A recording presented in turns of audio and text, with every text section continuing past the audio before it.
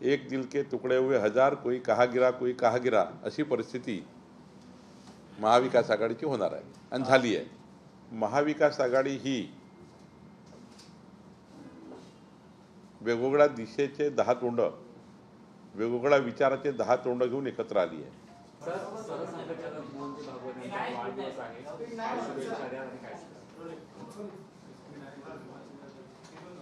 परमपूजनीय मोहन भागवतजी यांचा जन्मदिवस आज आहे.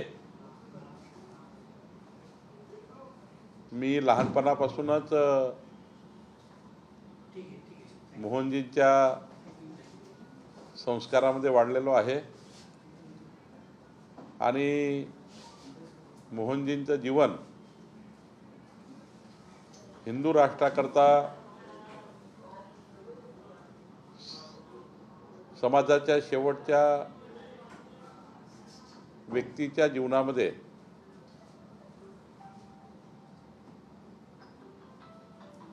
क्रांती घडवण्याकरता आणि मोहनजींनी आपलं संपूर्ण जीवन देशकार्याकरता, समाजकार्याकरता, राष्ट्रकार्याकरता समर्पित केलं आहे. सरसंघचालक म्हणून त्यांनी संपूर्ण देशाला दिशा दिली आहे. आम्ही सर्व लोक, मी स्वतः त्यांच्या प्रेरणेवर आमच्या जीवनामध्ये परिवर्तन करण्याचा प्रयत्न आम्ही करतो आहे. खरं तर मोहनजींचे आमच्यावर जे काही संस्कार आहे आणि त्यांनी जे आम्हाला संस्कार दिले आहे, आजच्या वाढदिवसाच्या दिवशी, मोहनजीच्या वाढदिवसाच्या दिवशी आज मी त्यांना शुभेच्छा देतो. आई महालक्ष्मी जगदंबेला प्रार्थना करतो की त्यांना शतायुषी होऊ दे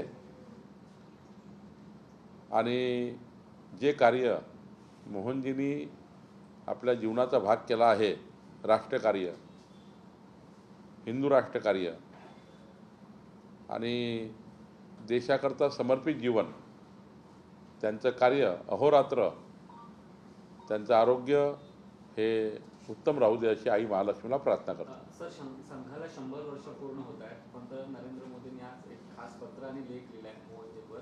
ते म्हणाले मोहनजींचा काळ हा परिवर्तनकारी काळ आहे. माननीय पंतप्रधान मोदीजींच्या लेखामध्ये तर मोहनजींच्या कार्याबद्दलचा सर्व आलेख आला आहे आणि माननीय प्रधानमंत्री महोदयांनी मोहनजीबद्दल जे आज जे लिखाण केलं आहे, हे खरं आहे की मोहनजीचं संपूर्ण जीवन माननीय प्रधानमंत्री महोदयजी आणि संपूर्ण देशातले सर्व राष्ट्रीय स्वयंसेवक संघातील कार्यकर्ते या सर्वांना प्रेरणा देणारा आहे. आणि म्हणूनच त्यांनी असं म्हटलं आहे की राष्ट्र मजबूत करण्याकरता, हिंदू राष्ट्र मजबूत करण्याकरता आणि मोदीजीच्या संकल्पनातला विकसित देश घडवण्याकरता मोहनजींची जी काही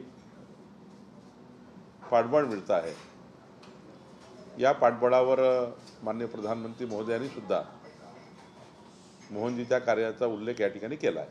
दोन ठाकरे बंधू एकत्र येण्याची चर्चा झाली, मात्र दुसरीकडे महाविकास आघाडीमध्ये आता फूट पडताना बघायला मिळते. काँग्रेस आता ठाकरेंना सोडून इतर पक्षांसोबत महाविकास आघाडी करते. यापूर्वीही मी याबद्दल सांगितलं होतं की महाविकास आघाडी ही वेगवेगळ्या दिशेचे 10 तोंड, वेगवेगळ्या विचाराचे 10 तोंड घेऊन एकत्र आली आहे. त्यांचे विचार कधी एकत्र येऊ शकत नाही. केवळ भारतीय जनता पार्टीचा विरोध म्हणून, भारतीय जनता पक्षाला पराभूत करण्याकरता, महायुतीच्या विचाराला पराभूत करण्याकरता हे एकत्र आले होते. मात्र जिंकण्याकरता एकत्र आले होते, विचारांनी एकत्र नव्हते. निवडणुका हरल्यानंतर या महाविकास आघाडीच्या सर्वच पक्षाची जी स्थिती आहे, तर जनतेने या सर्वांना सोडून दिला आहे. जनतेने सोडल्यामुळं आता निराश झालेले हे सर्व काँग्रेस आणि महाविकास आघाडीमधले लोक एकामेकाला लाथा मारतात आहे आणि एक दिवस अशी परिस्थिती येणार आहे की जसं आपण म्हणतो एक दिल के तुकडे हुए हजार, कोई कहा गिरा अशी परिस्थिती महाविकास आघाडीची होणार आहे आणि झाली आहे. सर, पण दुसरीकडे राज ठाकरे भूमिकेकडे कसं बघताय? कारण एकीकडे तुम्हाला काही न्यूजवर पाठिंबा दिला होता, मुख्यमंत्र्यांना भेटतात, दुसरीकडे ते उद्धव ठाकरेंना जाऊन भेटतायत आणि कुठेतरी युतीची चर्चा सुद्धा असेल तर बोलणार. आता isakal.com आहे देशातील नंबर 1 ची मराठी न्यूज वेबसाईट. प्रत्येक अपडेटसाठी isakal.com ला नक्की भेट द्या. लोकसभेच्या निवडणुकीत विकसित भारताचा संकल्प जो प्रधानमंत्री मोदीजींनी केला, विकसित भारताच्या संकल्पाला साथ देण्याकरता अशी घोषणा करून माननीय राज ठाकरेजींनी आम्हाला समर्थन दिलं. विधानसभा निवडणुकीत ते आमच्यासोबत नव्हते. आता आपल्या सांगण्याप्रमाणे राजसाहेब उद्धवजी एकत्र येत आहेत. तर मी कालही बोललो, शेवटी राजसाहेब आणि उद्धवजी वेगळे कुठल्या कारणाने झाले? ते कारण राजकीयच होतं. राजकारणात जमत नाही आणि त्यामुळं राजसाहेबांनी उद्धवजीला सोडलं, उद्धवजींनी राजसाहेबाला सोडलं. आता पुन्हा एकदा जेव्हा जनतेने सोडून दिलं तेव्हा पुन्हा एकत्र येण्याची भूमिका जी घेतली आहे ती राजकारणाकरताच आहे. त्यामुळं आमच्या शुभेच्छा त्यांना आहे. म्हणजे राजसाहेबांना उद्धवजींना आमच्या शुभेच्छा आहे की त्यांनी एकत्र यावं, एकत्र लढावं, पारिवारिक एकत्र यावं, कौटुंबिक एकत्र यावं. शेवटी त्यांच्या युतीमध्ये त्यांच्या पारिवारिक विषयामध्ये मी चर्चा करणं काही योग्य होणार नाही. पण 51% लढाई जिंकण्याची तयारी भारतीय जनता पार्टी महायुतीने केली आहे. कोणीही एकत्र आले, किती एकत्र आले तरी भाजपा महायुती 51% मतं घेऊन 13,000 सीटची जी निवडणूक आहे, महानगरपालिका, नगरपालिका, जिल्हा परिषद या सर्व सीट्समध्ये बहुमताने महायुती सत्तेमध्ये येईल. 51% मतं घेऊन येईल. जेव्हा 51% मतं घेऊन आम्ही राज्याच्या राजकारणाचा आणि खऱ्या अर्थाने विकसित महाराष्ट्राचा संकल्प केला आहे. कारण माननीय देवेंद्र फडणवीसजी मुख्यमंत्री म्हणून शपथ घेताना 51% मतं घेऊन त्यांनी या राज्याचा कार्यभार स्वीकारला आहे. आणि आताही मला विश्वास आहे की ज्याप्रमाणे माननीय देवेंद्रजी विकसित महाराष्ट्राकरता काम करतात आहे, जनतेचा विश्वास विकासाला आहे. जात पंथ धर्माच्या राजकारणाला नाही, विकासाला प्राधान्य आहे. त्यामुळे पुन्हा 51% मतं घेऊन आम्ही जिंकू आणि राजसाहेब उद्धवजी एकत्र आले तरी आम्हाला त्याची फार काळजी नाही आहे. त्यांनी त्यांचीच काळजी करायची आहे. आम्ही या विषयाची काळजी करत नाही. रोहित पवार यांनी आमच्यावरती सातत्याने आरोप करत आहेत आणि सोशल माध्यमावरती सातत्याने तुम्ही त्यांना रिप्लाय केलाय. आजही तुमचा एक रिप्लाय होता, नेमकी काय प्रतिक्रिया तुमच्या? मी आत्ता रोहित पवारजींना सभागृहातच उत्तर देणार आहे. त्यांना मी स्पष्ट सांगितलं आहे की कुठलाही दंड माफ केला नाही. स्थगिती आहे. क्वाशी ज्युडिशियल केस आहे. क्वाशी ज्युडिशियल केस असताना त्यावर भाष्य करता येत नाही. फार जे काही दंड आकारणी तहसीलदारपासून तर ॲडिशनल कमिशनरपर्यंत केलेली आहे, त्या दंडावर मागच्या सरकारच्या काळात स्थगिती दिल्या गेलेली आहे. आता माझ्या कोर्टात केस सुरू आहे. अंतिम निर्णय होणार आहे. क्वाशी ज्युडिशियल प्रकरणामध्ये मीडियासमोर बोलणं योग्य नाही म्हणून मी त्यांना असं म्हटलं, विधानसभेच्या माझ्या छापीव उत्तरावर, विधानसभेतील माझ्या दिलेल्या छापीव उत्तरावर, कारण कुठलाही सरकार बदलल्यावर मागच्या सरकारमधलं एखाद्या प्रश्नाचं उत्तर नवीन सरकारच्या मंत्र्यांना द्यावं लागतं, म्हणून ते माझ्या नावाने छापून येतं. माझ्या छापीव पत्रावर त्यांनी जे काही आकांडतांडव केला आहे, मी त्यांना स्पष्ट सांगितलं आहे की याबद्दलचं पूर्ण खुली चर्चा त्यांनी विधिमंडळात करावी, नागपूरच्या अधिवेशनात करावी. विधिमंडळातील झालेली चर्चा ही 11 कोटी जनता बघतं. मी त्यामध्ये त्याचं उत्तर देणार आहे. सर, भारत पाकिस्तान मॅचला ठाकरेंच्या शिवसेनेनं विरोध 14 तारीखला सिंदूर रक्षा आंदोलन ते करतायत. सिंदूर रक्षा आंदोलन करताना हास्यास्पद आहे की एकीकडे देशाच्या सैनिकांनी केलेल्या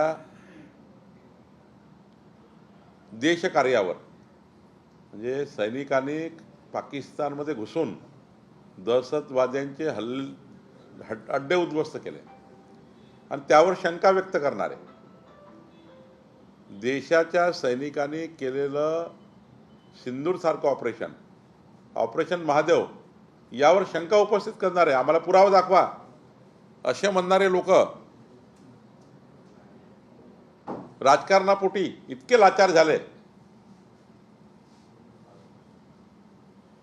आणि दुसरं तर मी सांगेल, पाकिस्तानच्या मॅचबद्दल सांगतात ना, मला पहिलं उत्तर त्यांनी दिलं पाहिजे की नाशिकमध्ये उद्धव ठाकरेचे लोकसभेचे उमेदवार निवडून आल्यावर त्यांच्या रॅलीमध्ये पाकिस्तानचे ध्वज फडकले.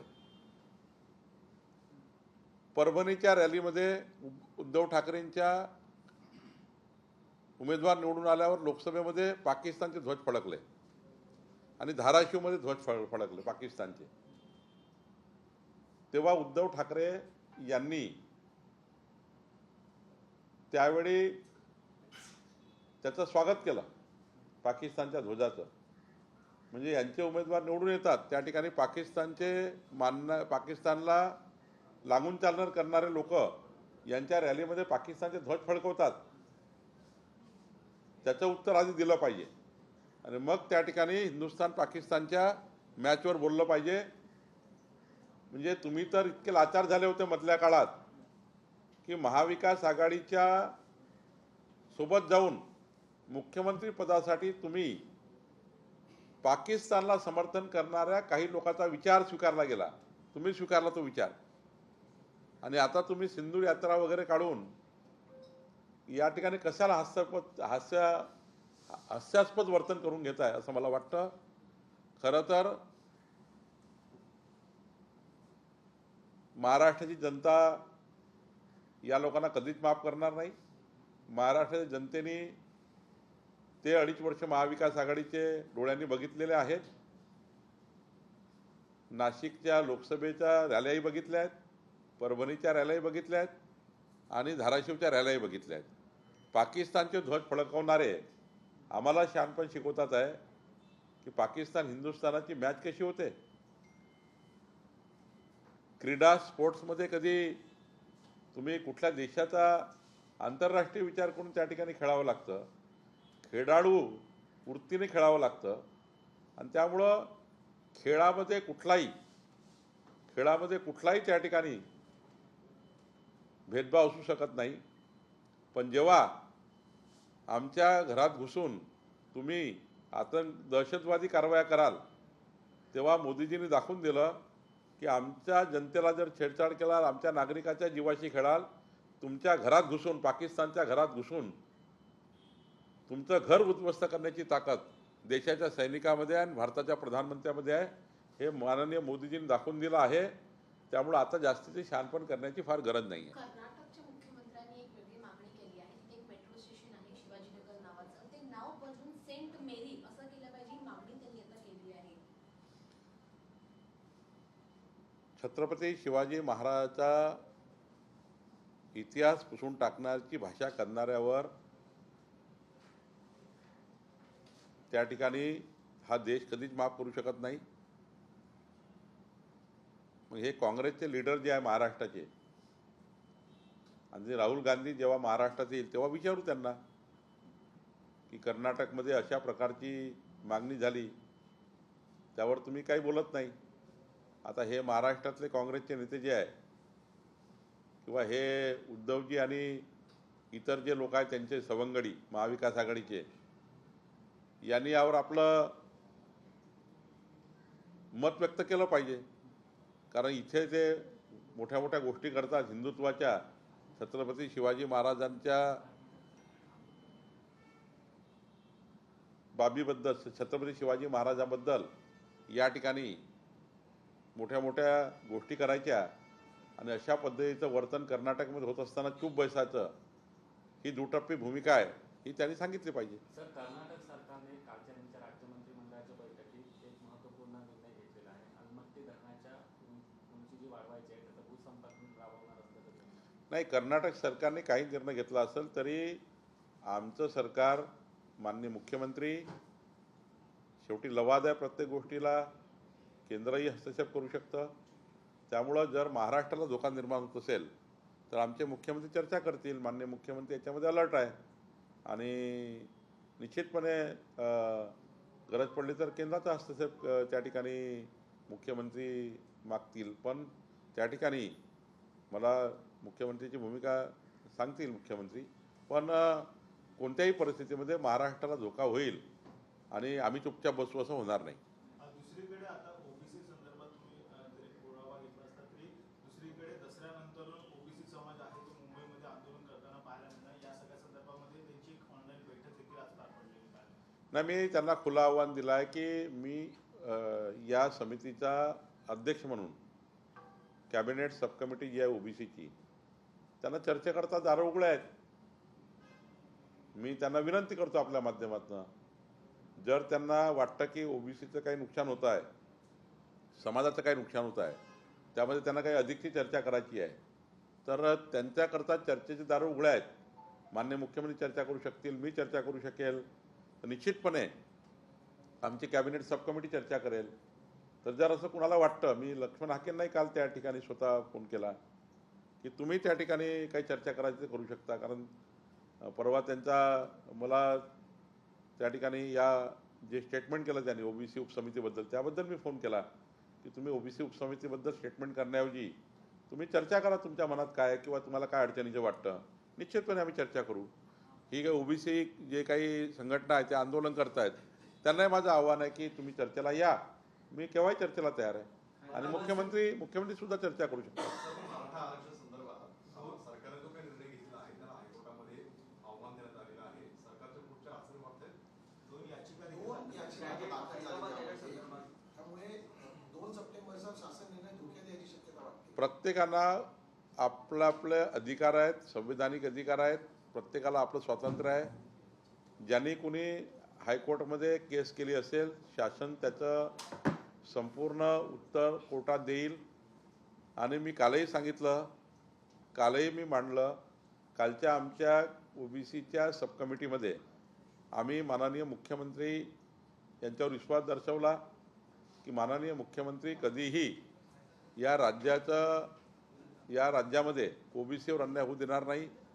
18 पगड जाती 12 बोलतेदार समाज जो आहे, 353 जातीच्या वरचा, या समाजावर कोणताही अन्याय आमचे मुख्यमंत्री करणार नाही, आमचं सरकार करणार नाही. जर कुणाला असं वाटतं तर त्यांनी आमच्यासोबत चर्चा करावी आणि कोणी कोर्टात गेलं असेल त्याचा रिप्लाय, त्याचं उत्तर आम्ही कोर्टामध्ये सादर करू, आमचं सरकार सादर करेल. पण ओबीसी समाजावर कुठलाही अन्याय होणार नाही. कालही मी स्पष्ट केलं की जे काही शासन निर्णय आहे, जो काही मराठा संबंधाने मराठा कुणबी नोंदी घेण्याबद्दलचा, त्या शासन निर्णयामध्ये पुरावा द्यावा लागणार आहे. कुणबी असल्याचा पुरावा वंशावळीमध्ये द्यावा लागणार आहे. शेवटी रक्तनात्याचा द्यावा लागणार आहे. त्यामुळं कोणीही संभ्रम तयार करण्याची गरज नाही. शेवटी जात प्रमाणपत्र इश्यू करताना राज्य मागास आयोगाने मराठा कुणबी किंवा कुणबी मराठा जात ही ओबीसीमध्ये घेताना दिशानिर्देश दिलेले आहेत. त्यामुळं कुठल्याही परिस्थितीमध्ये चुकीचे प्रमाणपत्र निघणार नाही याची ग्वाही मी राज्याच्या ओबीसी समाजाला दिलेली आहे, राज्यातल्या कुणबी समाजांना दिलेली आहे, ओबीसी समाजाला दिली आहे की कुठल्याही परिस्थितीमध्ये चुकीचे प्रमाणपत्र निघणार नाही. जे कुणबी नोंदी आहेत त्यांना आपण थांबवू शकत नाही. त्यांना ओबीसीमध्ये घेण्याकरता सर्वच कालच्या कॅबिनेट सब कमिटीच्या आमच्या सर्व सदस्यांची त्यांना मान्यता आहे. पण चुकीच्या पद्धतीच्या नोंदीला मात्र आम्ही त्या ठिकाणी कुठलेही आमचे शासकीय अधिकारी असतील किंवा शासन असेल तसे काही त्या ठिकाणी कोणत्याही गोष्टी आम्ही त्या ठिकाणी चुकीच्या होऊ देणार नाही. आतापर्यंत ज्यांना जे प्रमाणपत्र दिलेले आहे त्याच्याकडे कुठेतरी श्वेतपत्रिका काढण्यात यावी अशी देखील काल पंकजाताईंनी ही मागणी केलेली आहे की जर कुणबी म्हणून ज्यांची वंशावळ आहे किंवा त्या ठिकाणी कुणबी म्हणून ज्यांचा पुरावा आहे त्यांना ओबीसीमध्ये घेण्यासाठी कुणाची ना नाही, पण एखाद्या व्यक्तीने किंवा एखाद्या अधिकाऱ्यांनी एखाद्या आमच्या प्रांताने किंवा तहसीलदारने चुकीच्या पद्धतीने नियम डावलून जर काही प्रमाणपत्र दिले अशा तक्रारी शासनाकडे किंवा वेगवेगळ्या लोकप्रतिनिधीकडे आल्या, त्यावरनं पंकजाताई यांनी मागणी केली की एक श्वेतपत्रिका जर खोट्या ओबीसी दाखले गेले असतील तर याची श्वेतपत्रिकासुद्धा त्या ठिकाणी काढण्याची गरज आहे का, अशी मागणी त्यांनी केलेली आहे. अजून तसा निर्णय झाला नाही, पण पंकजाताईचं म्हणणं एवढंच होतं की काही चुकीचे प्रमाणपत्र जर GRचा संभ्रम तयार करून GRबद्दल गैरसमज निर्माण करून काढले तर त्यावर मात्र नियंत्रण असलं पाहिजे. चुकीच्या पद्धतीने होऊ नये. खऱ्याखुऱ्या मराठा समाजातील खऱ्याखुऱ्या पात्र कुणबी समाज ज्याच्या नोंदी आहे मराठा समाजामध्ये त्यांच्याबद्दलची कुणाची ना नाही, पण पात्र जे मराठा समाजातील कुणबी प्रमाणपत्र आहे त्यांना मात्र आम्ही काही आमचा ना नाही कुणाचा, पण GRचा संभ्रम तयार करून GRचा चुकीचा अर्थ काढून कुणी जर सर्टिफिकेट दिल्या तर श्वेतपत्रिकाची मागणी काल झालेली आहे. सर, पाटबंधारा रस्त्यासंदर्भात तुम्ही एक मुख्यमंत्र्यांच्या नावाने नवीन योजना जाहीर केली, नेमका कशा प्रकारे योजना असेल, काय फायदा होऊ शकतो? महाराष्ट्रामध्ये बळीराजा मुख्यमंत्री पांदन रस्ते योजना ही अंमलात येणार आहे. याबद्दलची जी पांदन रस्ते समिती होती त्याचा अध्यक्ष मी आहे. त्या समितीची काल बैठक झाली, यामध्ये हा निर्णय झाला आणि मंत्रिमंडळासमोर आम्ही येतो आहे. आणि राज्यामध्ये जे शेतकऱ्याच्या शेतामध्ये रस्ता करायचा आहे, जे आमच्या भूमी अभिलेखमध्ये जमाबंदीकडे डबल डॉटेड सिंगल डॉटेड हे रस्ते आहे, जे ऑलरेडी त्या ठिकाणी कच्चे रस्ते आहे. काही रस्ते शेतकऱ्याची संमती घेऊन करावे लागणार आहे, काही रस्ते हे ऑलरेडी महसूल खात्याचे आहे. या सर्व रस्त्याकरता मुख्यमंत्री बळीराजा पांदन रस्ते योजना अशी योजना येईल आणि ही महसूल खातं राबवेल. याचं स्वतंत्र लेखाशीर्ष असेल असा निर्णय झालेला आहे. आणि 17 तारखेला माननीय मुख्यमंत्री देवेंद्र फडणवीसजी, माननीय अजितदादा पवारजी, स्वतः आम्ही या ठिकाणी पुण्यामधनं जो आमचा महसुली पंधरवाडा सुरू होतो आहे 17 तारखेला माननीय प्रधानमंत्री नरेंद्र मोदीजी यांच्या जन्मदिनी ते राष्ट्रपिता महात्मा गांधी यांच्या जयंतीच्या दिवशीपर्यंत 2 ऑक्टोबरपर्यंत या काळामध्ये या मुख्यमंत्री बळीराजा पांदन योजनेच्या पहिला टप्पा म्हणजे काय तर शेतरस्त्याची मोजणी करणे, शेतरस्ते खुले करणे, शेतरस्त्यावरचं अतिक्रमण काढणे, शेतरस्त्याला नॅशनल हायवे स्टेट हायवेप्रमाणे क्रमांक देणे. आज क्रमांक नाही आहे, शेतकऱ्याच्या रस्त्याला क्रमांक नाही आहे. गावाच्या रस्त्याला क्रमांक आहे, या गावातून त्या गावात जातो त्या रस्त्याला क्रमांक आहे, पण शेतीमधल्या रस्त्याला क्रमांक नाही. त्याचा क्रमांक देणे, त्याचं वर्गीकरण करणे, पहिल्या टप्प्याचं काम 6 महिन्यात पूर्ण होणार आहे. जेणेकरून राज्यामध्ये शेतकऱ्याच्या शेतात जाणारे रस्ते किती किलोमीटर आहे एकूण, याचा कधीच त्या ठिकाणी विचार झाला नाही. तो विचार आम्ही करतो आहे. आणि राज्यातल्या शेतकऱ्यांना पक्का रस्ता मिळावा, किमान तो रस्ता हा खडीकरणाचा असावा, किमान तो माती मुरुम टाकून चांगला करावा, याची भूमिका राज्य सरकारने घेतलेली आहे.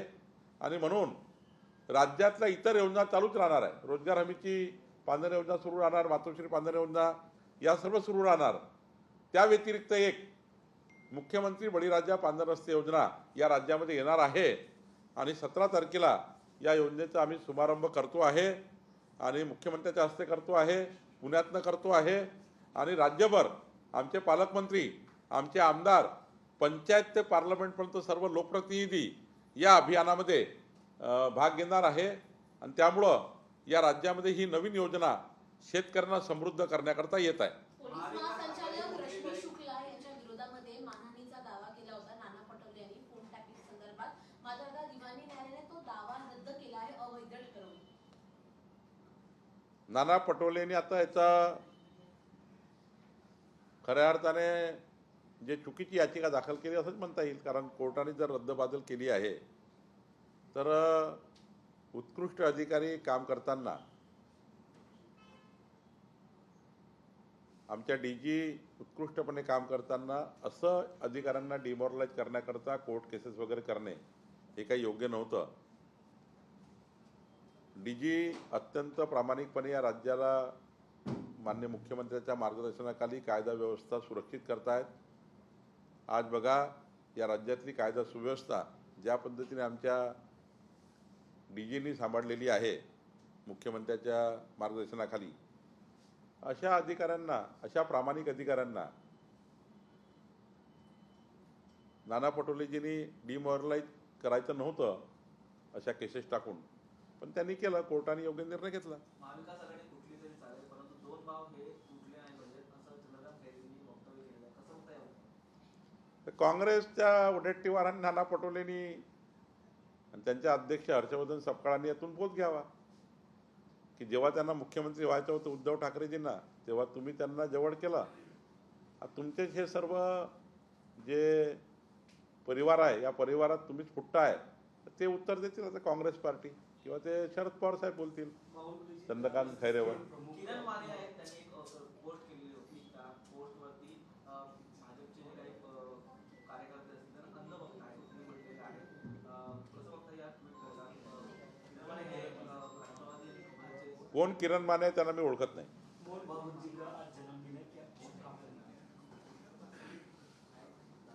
परम पूजनीय मोहन भागवत जी, इनका जन्मदिन है, बहुत आनंद का दिन है.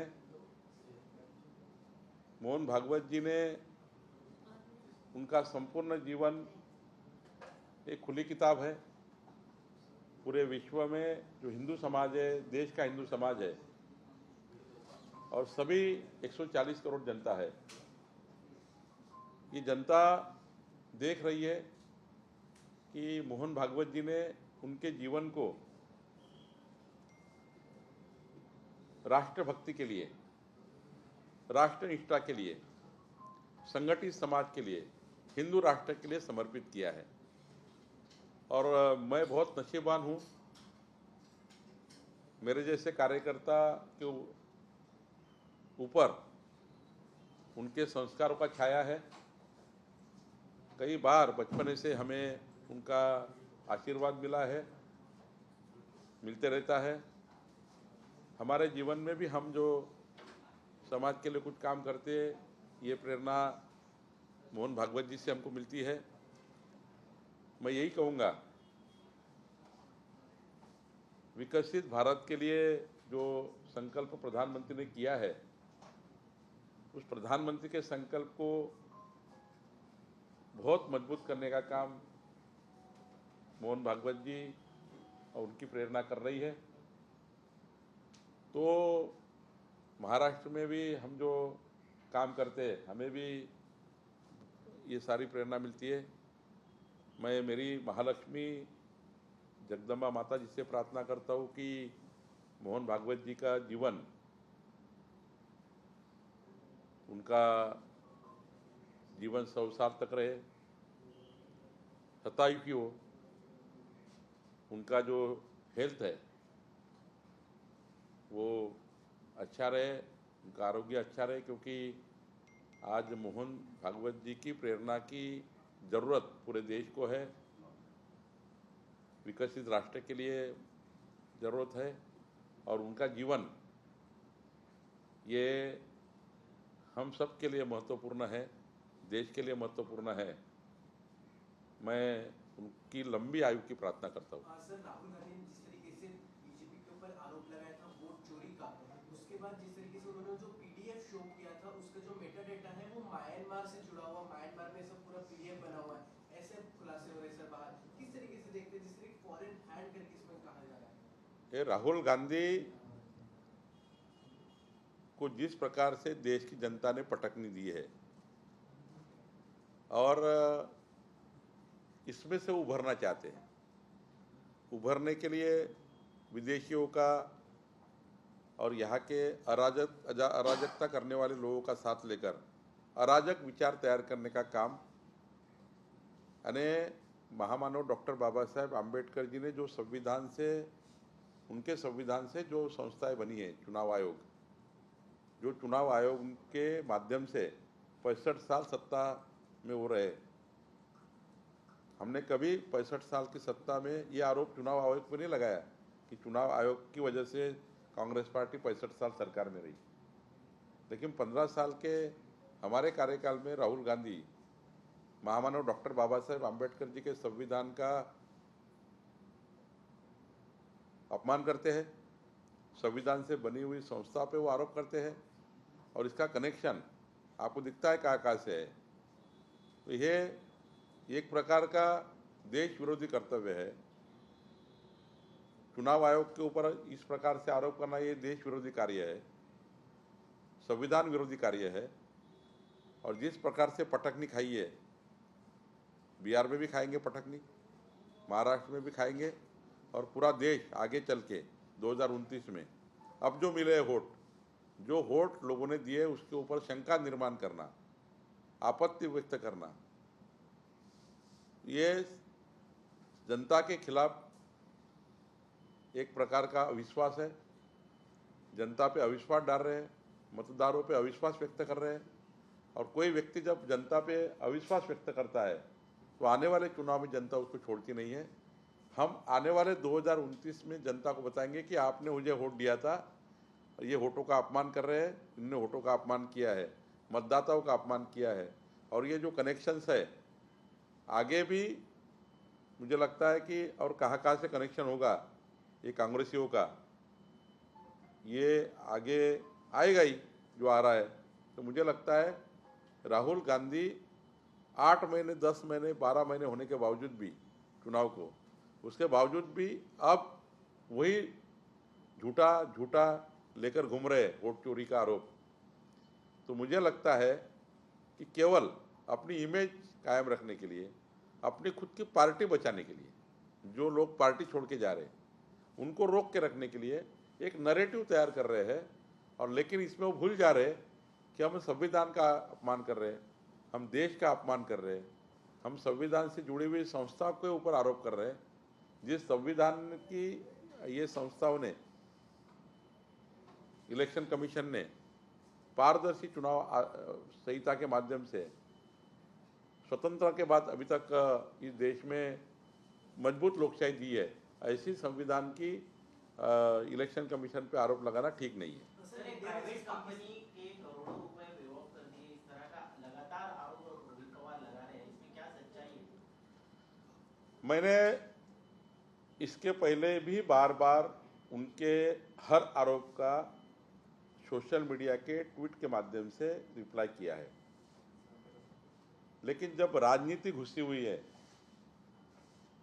तो मैंने अभी कहा है, क्योंकि जो एक प्राइवेट कंपनी के ऊपर जो फाइन हुआ था, वो फाइन को पिछले सरकार के रेवेन्यू मिनिस्टर ने स्टे किया था, ओनली, कोई माफ़ नहीं किया है। अब इसका बार बार रिप्लाई कर चुके हैं। उसके बाद उसको कल तो मैंने डिटेल रिप्लाई दिया था, उसके बाद भी वो नहीं मान रहे।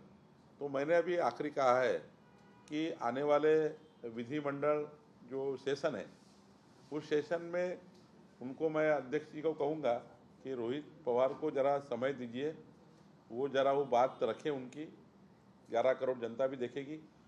और उसका रिप्लाई पूरी तरह से मैं आने वाले हाउस में दूंगा, क्योंकि वो हाउस का मेरा एक पेज दिखाकर गुमराह कर रहे हैं। पिछले सरकार के समय किसी भी घटना का अगर इस सरकार में रिप्लाई देना है तो मेरे नाम से ही जाएगा, क्योंकि अब मैं रेवेन्यू मिनिस्टर होने के नाते मुझे मेरे नाम से आता है। तो मैंने बार बार उनको कह रहा हूँ, लेकिन वो मान ही नहीं रहे। अभी वो विधानमंडल में नए हैं, तो आने वाले दिनों में जब आएंगे तो उनको मैं समय अध्यक्ष जी को विनती करने वाला हूँ कि उनको समय दे ये विषय के लिए।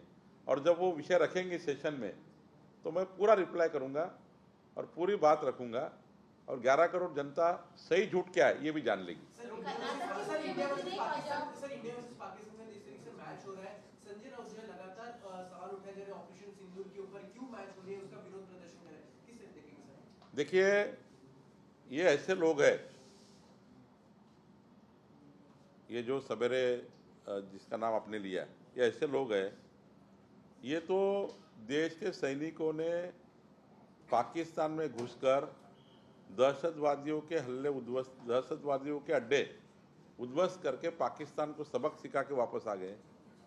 ऑपरेशन सिंदूर हुआ, ऑपरेशन महादेव हुआ, इसके पहले भी बड़े बड़े ऑपरेशन हुए, लेकिन इन लोगों ने देश के सैनिकों पे अविश्वास जताया और कहा कि ये तो हुआ ही नहीं है। देश के सैनिकों को डिमोरलाइज करने का काम इन लोगों ने किया। देश के सैनिकों के इतना जाबाज काम करने के बाद भी उनकी सराहना करने के बजाय इन्होंने क्रिटिसाइज किया देश के सैनिकों को। और ऑपरेशन सिंदूर प्रधानमंत्री मोदी जी के नेतृत्व में सैनिकों ने जिस प्रकार से किया उसको भी क्रिटिसाइज किया। और अभी राजनीति के लिए यात्रा निकाल रहे हैं, राजनीति की यात्रा है। इनका पहला पूछना चाहिए इनको, आप कल जाके पूछिए कि जब लोकसभा का चुनाव हुआ था, उस चुनाव में नासिक में इनका जो सांसद चुन के आया, पाकिस्तान से ध्वज वहां लहरा रहे थे। परभनी में इनका सांसद चुन के आया उबाठा का, वहां पे पाकिस्तान के झंडे फड़क रहे थे, फहरा रहे थे। और जब हम धाराशिव में देखेंगे, उबाठा का जब उनका सांसद चुन के आया, वहां भी ऐसा ही हुआ। तो ये पाकिस्तान के ध्वज फहराने वाले लोग क्रिकेट जैसे मुद्दे पे, क्रिकेट तो खेल है,